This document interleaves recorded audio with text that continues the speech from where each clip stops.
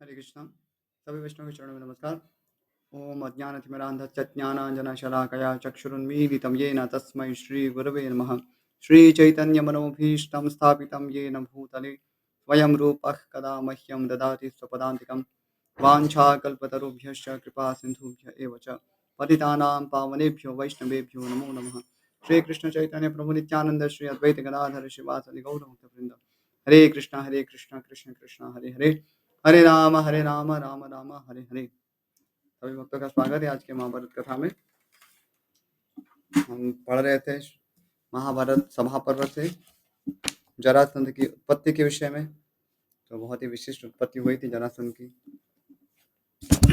महाराज बृहद्रथ जो कि वृद्ध अवस्था होने पर भी संतानहीन थे और इसे दुखी होकर एक बार वे एक महान तपस्वी मुनि चंडकौशी के पास जाते हैं और उन्हें अपना दुख निवेदन करते हैं और इससे द्रवित होकर मुनि चंडकौशिक उन्हें एक अभिमंत्रित फल देते हैं और राजा उस फल को अपनी दोनों पत्नियों को देते हैं। तो आधा आधा फल दोनों ही पत्नियां उसको ग्रहण करती है, जिससे उन्हें गर्व रहता है और वो गर्व आधा आधा ही विकसित होता है, यानी कि आधा भाग शरीर का एक पत्नी के गर्भ में और दूसरा आधा भाग दूसरी पत्नी के गर्भ में ऐसे विकसित होता है। और इस पर दोनों ही पत्नियां जो है बृहद्रथ की वे दुखी हो जाती है और धाई से कहलवाकर उसको कहीं चौराहे पर रखवाती है। तो वहां पर एक जरा नामक राक्षसी है। वे उस एक उसको वो तो मांस भक्षी होती है और इन दोनों मांस के टुकड़ों को साथ में ले जाना सरल होगा, एक साथ यदि जुड़ा होगा तो इसलिए वे उसको जोड़ देती हैं और फिर सोचती है कि मेरे मैं जिस राज्य में रहता हूँ उसका राजा बहुत धार्मिक है और वो संतानहीन है, उसे बहुत दुख है। और चूँकि मैं इस राज्य में उसे रहती हूँ और यहाँ के महाराज के द्वारा सुरक्षित हूँ, इसका उपभोग करती हूँ, तो मुझे राजा को इसे भेंट करना चाहिए। इसलिए वो उस पुत्र को, संतान को महाराज बृहद्रथ को समर्पित करती है। यद्यपि उस समय वो जरा नामक जो राक्षसी वे अपना स्वरूप बदल लेती है और महाराज बृहद्रथ उन्हें पूछते हैं कि आप कौन है, कहाँ से हैं। तो यहाँ तक हम पढ़े थे। अभी आगे अष्टादशोध्याय, जरा राक्षसी का अपना परिचय देना और उसी के नाम पर बालक का नामकरण होना। राक्षसी ने कहा, राजेंद्र, तुम्हारा कल्याण हो। मेरा नाम जरा है। मैं इच्छानुसार रूप धारण करने वाली राक्षसी हूँ और तुम्हारे घर में पूजित हो सुखपूर्वक रहती चली आई हूँ। यानी कि महाराज बृहद्रथ की यहाँ वे रहते थे और उन्हें हर सब प्रकार से सुविधा प्राप्त होती थी। ये हो सकता है महाराज बृहस्पति को इसकी कल्पना ना हो, क्योंकि राक्षस गण तो अब छद्मवेश में भी रहते हैं, इसलिए यहाँ पर इसको इस प्रकार से समझ सकते हैं। मैं मनुष्य के घर घर में सदा मौजूद रहती हूँ। कहने को तो मैं राक्षसी ही हूँ, किंतु पूर्व काल में ब्रह्मा जी ने गृहदेवी के नाम से मेरी सृष्टि की थी। यहाँ पर उनका एक महाराज बृहद्रथ के राज्य में निवास है, वो भी विशिष्ट है। तो ब्रह्मा जी की कृपा के कारण वे गृहदेवी के रूप में रहती, यानी कि सबके घर में निवास करते। तो अभी वो कैसे है वो समझना थोड़ा हमारी चिंतन शक्ति से परे है, लेकिन राक्षसी होकर भी वे सभी घरों में निवास करते हैं। वे कह रही है, और उन्होंने मुझे दानवों के विनाश के लिए नियुक्त किया था। वे राक्षसी हैं जाति से और दानवों के विनाश के लिए उनका निर्माण हुआ था।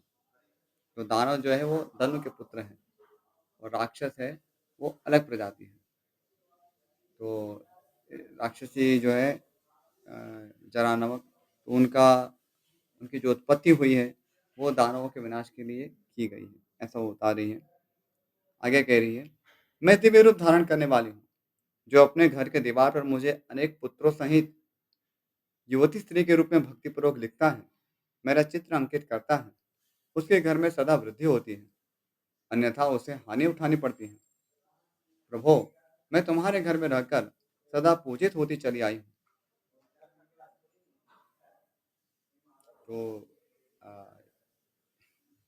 यहाँ तो एक विशेष प्रकार का उनका एक परिचय है और वे कहती भी है कि ब्रह्मा के द्वारा मेरी सृष्टि हुई है और जो भी मेरी पूजा करता है अनेक पुत्रों के सहित अ, और मेरा जो स्वरूप है युवती स्त्री में युवती स्त्री के रूप में। तो ऐसे चित्र को यदि जो दीवारों पे रखता है अपने घर पे तो उसे समृद्धि प्राप्त होती है। आगे, एवं तुम्हारे घर की दीवारों पर मेरा ऐसा चित्र अंकित किया गया है, जिसमें मैं अनेक पुत्रों से घिरी हुई खड़ी हूँ। उस चित्र में उस चित्र के रूप में मेरा गंध, पुष्प, धूप और भक्ष्य भोज्य पदार्थों द्वारा भली-भाँति पूजन होता आ रहा है। तो वो जो चित्र रूप में वहाँ पर है और वहाँ उनका पूजन भी होता है। तो राक्षसी होकर भी उनका पूजन हो रहा है। जैसे एक संकेत प्राप्त होता है कि राक्षस गणों की भी पूजा होती है। जैसे भूत गणों की पूजा होती है, प्रेत गणों की पूजा होती है, वैसे राक्षस गणों की भी पूजा होती है, यक्षों की पूजा होती है।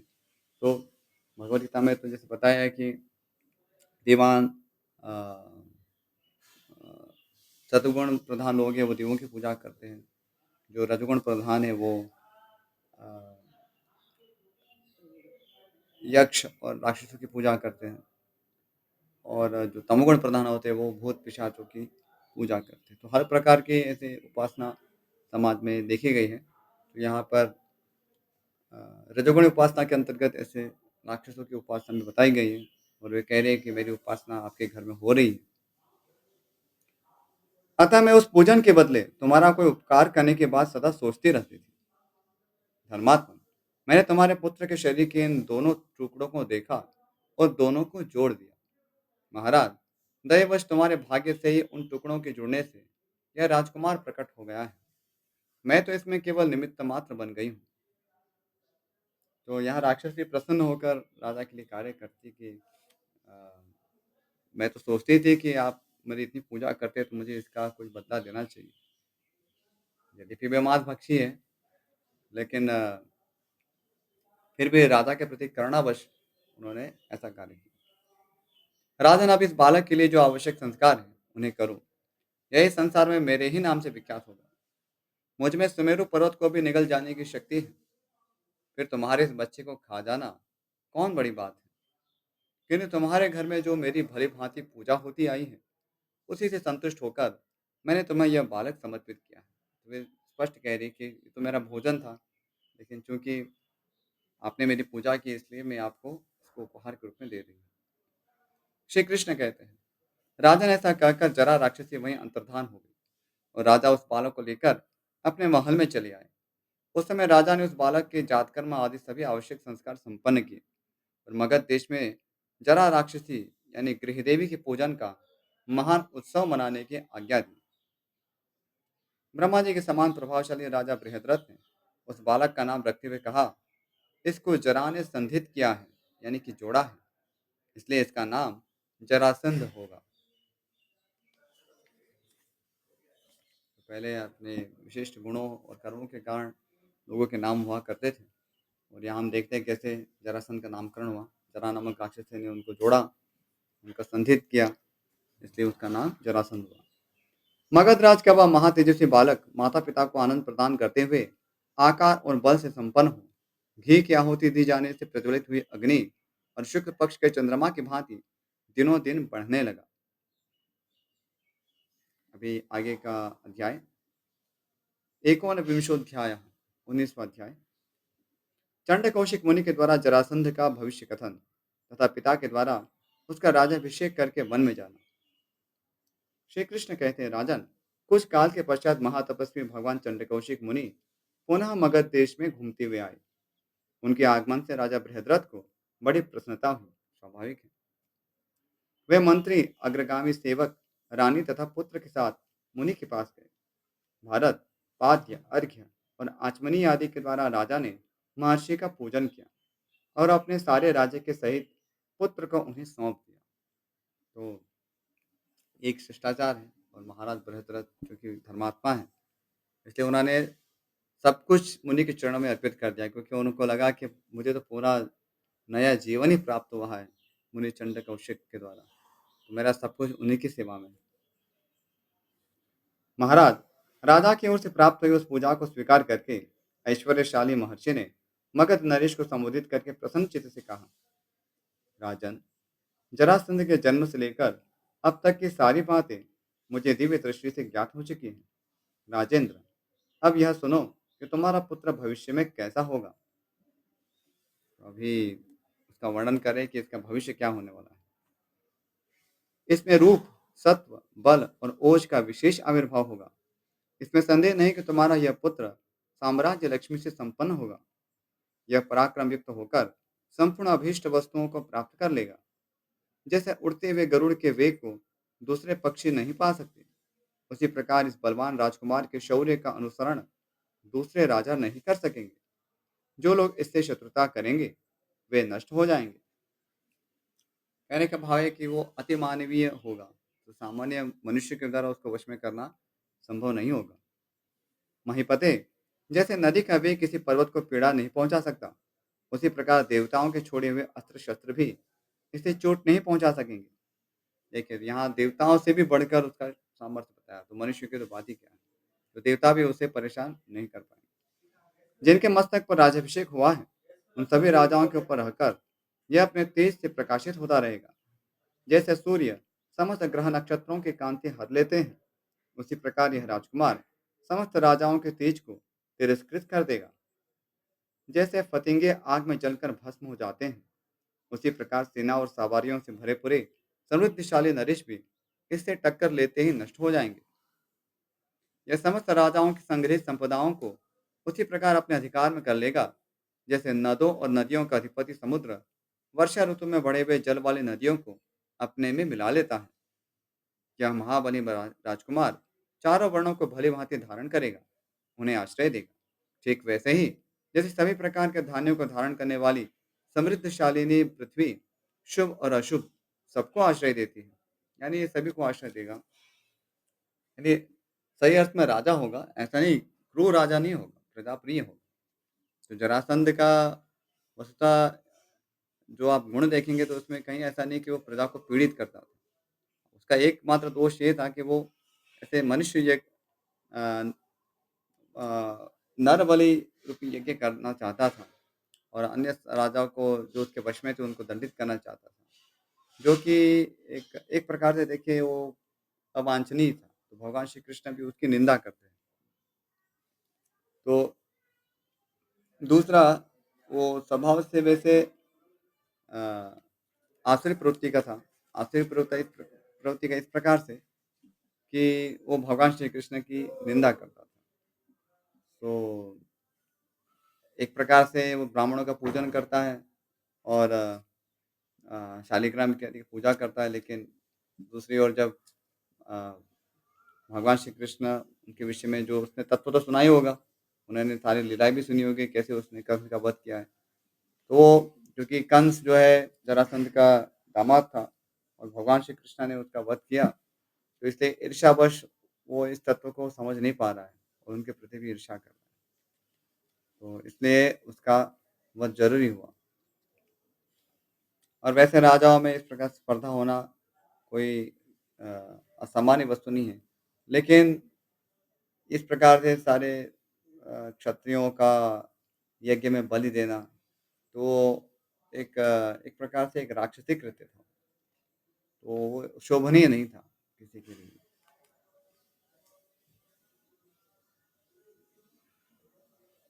जैसे सब देहधारी समस्त प्राणियों के आत्मारूप वायुदेव के अधीन होते हैं, उसी प्रकार सभी नरेश इसकी आज्ञा के अधीन होंगे। यह मगधराज संपूर्ण लोगों में अत्यंत बलवान होगा और त्रिपुरासुर का नाश करने वाले सर्व दुखारे महादेव रुद्र की आराधना करके उनका प्रत्यक्ष दर्शन प्राप्त करेगा। क्षत्रसुधा नरेश, ऐसा कहकर अपने कार्य के चिंतन में लगे हुए मुनि ने राजा बृहद्रथ को विदा कर दिया। तो शिव जी का महान भक्त था, लेकिन साथ है, लेकिन उसमें वो आसुर प्रवृत्तियां भी थी। तो उसको विजय की अभिलाषा के कारण वो इतने क्रूर कर्म में लग गया था। तो ठीक है, आप विजय प्राप्त करें वो ठीक है, लेकिन ऐसे क्रूर कर्म करने की क्या आवश्यकता है? तो ये अवांछित था। आगे, राजधानी में प्रवेश करके अपने जाति भाइयों और सगे संबंधियों से घिरे हुए मगध नरेश बृहद्रथ ने उसी समय जरासंध का राज्याभिषेक कर दिया। ऐसा करके उन्हें बड़ा संतोष हुआ। जरासंध का अभिषेक हो जाने पर महाराज बृहद्रथ अपनी दोनों पत्नियों के साथ तपोवन में चले गए। ये हमारा सनातन संस्कृति है कि विशेष रूप से क्षत्रिय कुल के जो होते हैं तो वे अपना जैसे पुत्र योग्य हो जाते हैं, घर संभालने योग्य हो जाते हैं, तो तुरंत वे वानप्रस्थ ग्रहण करते हैं। वानप्रस्थ अर्थात वन की ओर गमन करते हैं, घर के सारे काम-काज छोड़कर केवल भगवत आराधना के लिए जीवन बिताते हैं। तो बहुत ही एक आदर्श ये जीवन है और इससे सारे जो प्रजा है वो भी इससे प्रेरित होती है कि ऐसे जीवन जो है शुकर कुकर की तरह रहने के लिए नहीं है। तो ये उच्च आध्यात्मिक उन्नति को प्राप्त करने के लिए, एक वास्तविक जीवन को प्राप्त करने के लिए। तो भौतिक इच्छाएँ जब है तब उसके लिए जो वस्तुओं का संग्रह करना है, विषयों का जो संग्रह करना है तो उसकी अनुमति है।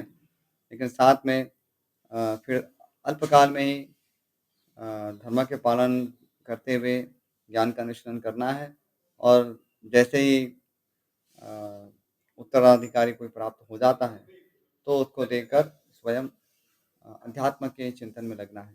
तो यही सनातन संस्कृति रही है। आजकल तो लोग उसमें पड़े रहते हैं, घर परिवार में। वो बात है कि जो अन्य ब्राह्मण और क्षत्रियों को छोड़कर वैश्य और शूद्रों में इस प्रकार से वानप्रस्थ अवस्था नहीं होती है। लेकिन फिर भी वो लोग घर में रहते हुए भी भजन में निष्ठ रहते हैं, घर के कार्यों में भाग नहीं लेते। लेकिन वो भी देखना दुर्लभ हो गया है कि उम्र हो जाती है लेकिन फिर भी घर के जो कार्य है उसमें उसी में रुचि लेते हैं। तो इसमें ये समय है कि उसमें अधिक से अधिक भगवान के जो लीला कीर्तन है, नाम कीर्तन है और दूसरों के लिए हितोपदेश करना है, प्रचार करना है, तो इसमें अपने आप को नियुक्त करना चाहिए। बाकी संसार में जो भी कार्य है उसका तो कभी अंत होने वाला नहीं है। तो हर एक चीज़ के लिए एक समय दिया गया है। शास्त्र के मार्गदर्शन है तो इसी प्रकार महाराज बृहद्रथ अपना कर्तव्य समझते हुए अपने पुत्र जरासंध को राज्याभिषेक करते हैं और अपने पत्नियों के साथ वानप्रस्थ की ओर यात्रा करते हैं। आगे, महाराज दोनों माता और पिता के वनवासी हो जाने पर जरासंध ने अपने पराक्रम से समस्त राजाओं को वश में कर लिया। वैष्णव कहते जन्मेजय तदनंतर दीर्घ काल तक तपोवन में रहकर तपस्या करते हुए महाराज बृहद्रथ अपनी पत्नियों के साथ स्वर्गवासी हो गए। इधर जरासंध भी चंड कौशिक मुनि के कथनानुसार भगवान शंकर से सारा वरदान पाकर राज्य की रक्षा करने लगा। वसुदेव नंदन श्री कृष्ण के द्वारा अपने जामाता राजा कंस के मारे जाने पर श्री कृष्ण के साथ उसका वैर बहुत बढ़ गया। भारत उसी वैर के कारण बलवान मगधराज ने अपनी गदा 99 बार घुमाकर गिरिव्रज से मथुरा की ओर फेंकी। उन दिनों अद्भुत कर्म करने वाले श्री कृष्ण मथुरा में ही रहते थे। वह उत्तम गदा 99 योजन दूर मथुरा में जाकर गिरी। तो सोचिए कितने 99 बार घुमाई और 99 योजन जाके गिरी, तो जरासंध का बल कितना होगा इसकी कल्पना कर सकते हैं। पूर्ववासियों ने उसे देखकर उसकी सूचना भगवान श्री कृष्ण को दी। मथुरा के समीप का वह स्थान जहाँ गदा गिरी थी गदावस्थान के नाम से विख्यात हुआ। ये बहुत ही अतिमानवीय कर्म था। जरासंध को सलाह देने के लिए बुद्धिमानों में श्रेष्ठ तथा नीति शास्त्र में निपुण दो मंत्री थे जो हंस और डिम्भक के नाम से विख्यात थे। वे दोनों किसी भी शस्त्र से मारने वाले नहीं थे। जन्मेजय, उन दोनों महाबली वीरों का परिचय मैंने तुम्हें पहले ही दे दिया है। मेरा ऐसा विश्वास है जरासंध और वे तीनों मिलकर तीनों लोगों का सामना करने के लिए पर्याप्त थे। यहाँ जो मंत्री थे उसका हमने वर्णन करा गया कैसे किसी को हंस और डिम्बक दोनों में से किसी एक को सूचना प्राप्त होती है उनका भाई मर गया, लेकिन वो मरा नहीं होता, लेकिन ऐसी सूचना उसको प्राप्त की जाती दी जाती है। तो उससे अपने भाई के शोक में वो जलमग्न हो जाता है, नदी में डूब जाता है। और दूसरा भाई जब उसको पता लगता है कि मेरा भाई मेरे विरह में मर गया, तो वो भी जल में डूब के मर जाता है। तो इस प्रकार से उनका वध होता है और ये देवताओं की योजना थी, क्योंकि अन्यथा इनका विनाश असंभव था।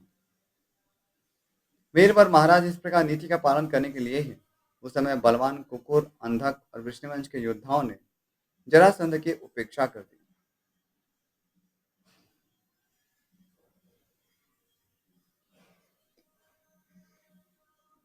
अभी आगे का अध्याय, विंशोध्याय। युधिष्ठिर के अनुमोदन करने पर श्री कृष्ण, अर्जुन और भीमसेन की मगध यात्रा। तो अभी सब ये जो पर्व है इसमें जरासंध का कैसे वध होता है इसका वर्णन है।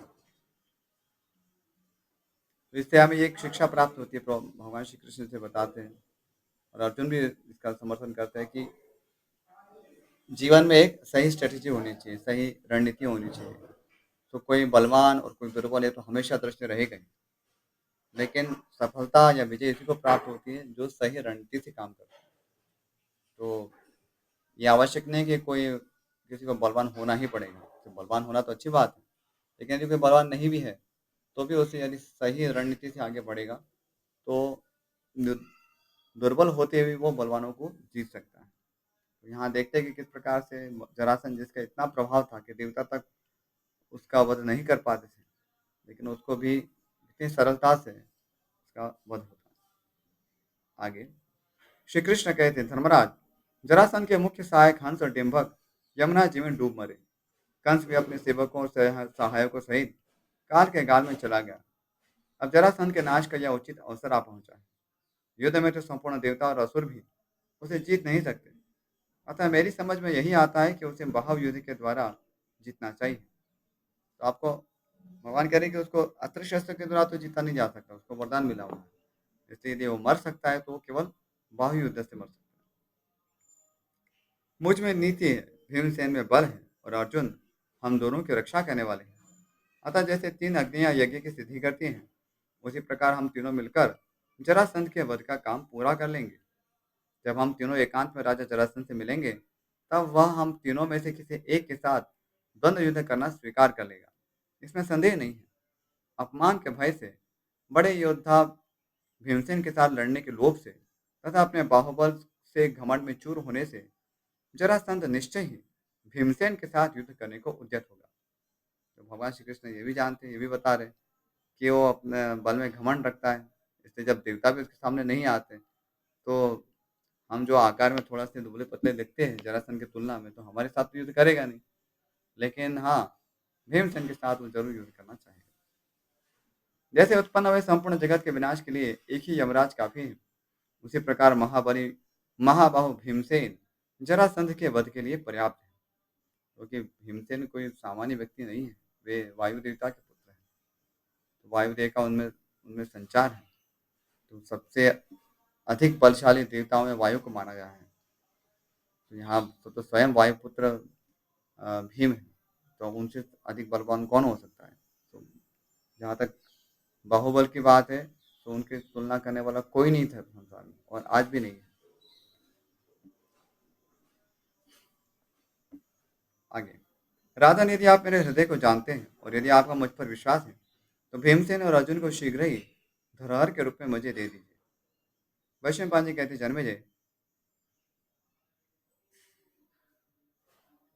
भगवान के ऐसा कहने पर वहां खड़े हुए भीमसेन और अर्जुन का मुख प्रसन्नता से खिल उठा। उस समय उन दोनों की ओर देखकर युधिष्ठिर ने इस प्रकार उत्तर दिया। अब ये तो क्षत्रियों के लिए तो युद्ध ऐसे प्रिय विषय है, और वो भी भीमसेन और अर्जुन जैसे हाथी के लिए तो एक आनंद का विषय है। युधिष्ठिर बोले, अपनी मर्यादा से कभी च्युत न होने वाली शत्रुसूदन अच्युत, आप ऐसी बात ना कहें। आप हम सब पांडवों के स्वामी हैं, रक्षक हैं। हम सब लोग आपकी शरण में हैं। गोविंद, आप जैसा कहते हैं वह सब ठीक है। जिनके राज्य लक्ष्मी विमुख हो चुकी है, उनके सम्मुख आप आते ही नहीं। आपकी आज्ञा के अनुसार चले मात्र से मैं यह मानता हूँ कि जरासंध मारा गया, समस्त राजा उससे कैसे छुटकारा पा गए और मेरा राजसूय यज्ञ भी पूरा हो गया। महाराज ऋषि को अत्यंत विश्वास था कि भगवान श्री कृष्ण यदि मुझे युद्ध के लिए प्रेरित कर रहे हैं, तो इसका सीधा ही अर्थ है कि मुझ- आ, मेरी जो राज्य की जो लक्ष्मी है, श्री है, उसमें वृद्धि होने वाली है। क्योंकि भगवान जिसका ऐश्वर्य मिटने वाला उसके सामने कभी आएँगे ही नहीं। तो यदि भगवान मेरे सामने आए हैं, तो मेरा उसमें किसी प्रकार से पराजय संभव नहीं है। आगे, जगन्नाथ, पुरुषोत्तम, आप सावधान होकर वही उपाय कीजिए, जिससे यह कार्य शीघ्र ही पूरा हो जाए।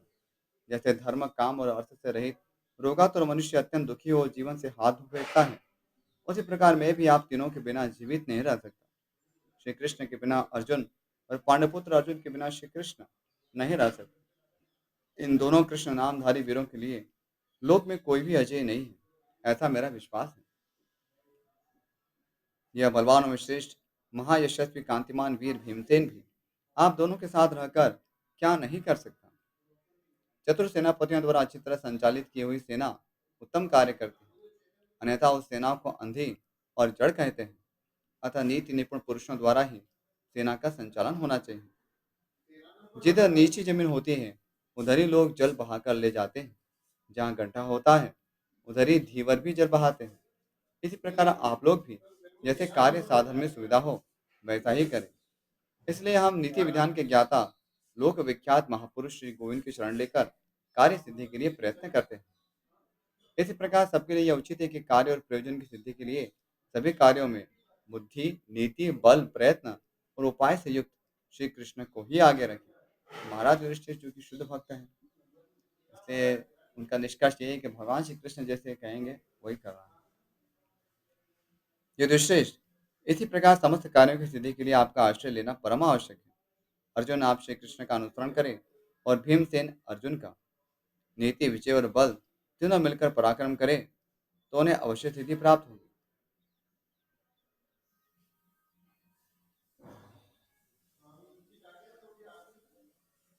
वैशंपायन कहते, जन्मेजय, युधिष्ठिर के ऐसा कहने पर वे सब महातेजस्वी भाई श्री कृष्ण, अर्जुन और भीमसेन मगध राज जरासंध से भिड़ने के लिए उसके राजधानी की ओर चल दिए।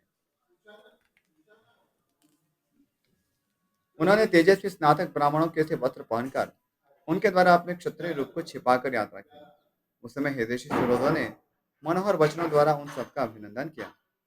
जरासंध के प्रति रोष के कारण वे प्रज्वलित से हो रहे थे। जाति भाइयों के उद्धार के लिए उनका महान तेज प्रकट हुआ था।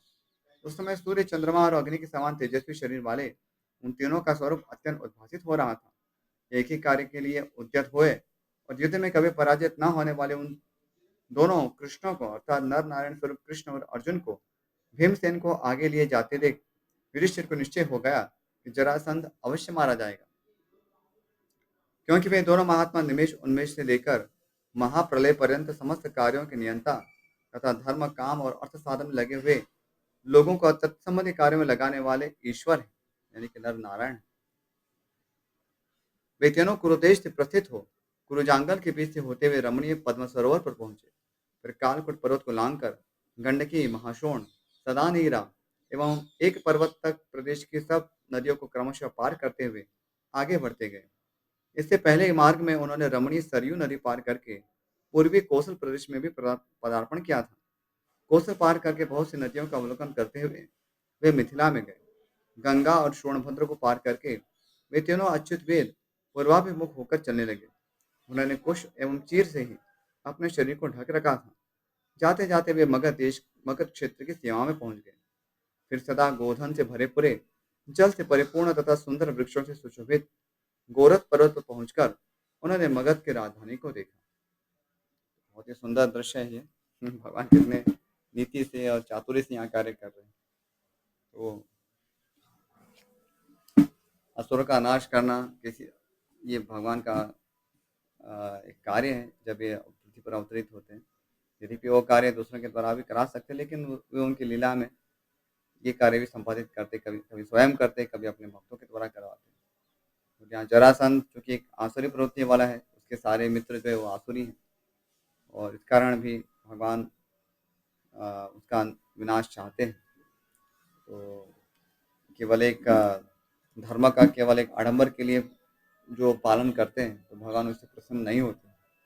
जिनका उद्देश्य भगवान श्री कृष्ण को प्रसन्न करना नहीं है और अ, जो जो आडंबर से हीन है, आसुरी विचारों से हीन है, जो यक्ष दास्यामि मोर्चे ज्ञान विमोहिता, गीता में जैसे वर्णन होता है कि केवल यज्ञ करने से वो अपना बड़प्पन दिखाते हैं कि हम कितने महान हैं, इसी में आनंद लेते हैं। तो ये वस्तुतः उनमें वो यज्ञ के प्रति वास्तविक निष्ठा नहीं है।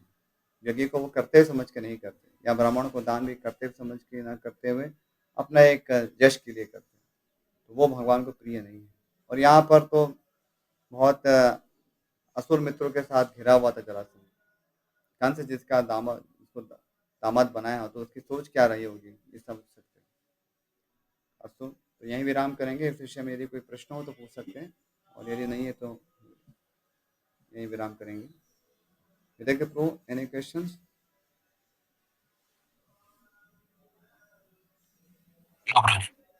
ठीक है, यहीं विराम करते हैं। वाञ्छाकल्पतरुभ्यश्च कृपा सिन्धुभ्य एव च पतितानां पावनेभ्यो वैष्णवेभ्यो नमो नमः। श्रीमद्महाभारत ग्रंथ की जय, महर्षि वेदव्यास की जय, श्रीमान गणपति देव की जय, श्रील प्रभुपाद की जय। हरे कृष्णा। सभी भक्तों का बहुत बहुत आभार जुड़ने के लिए।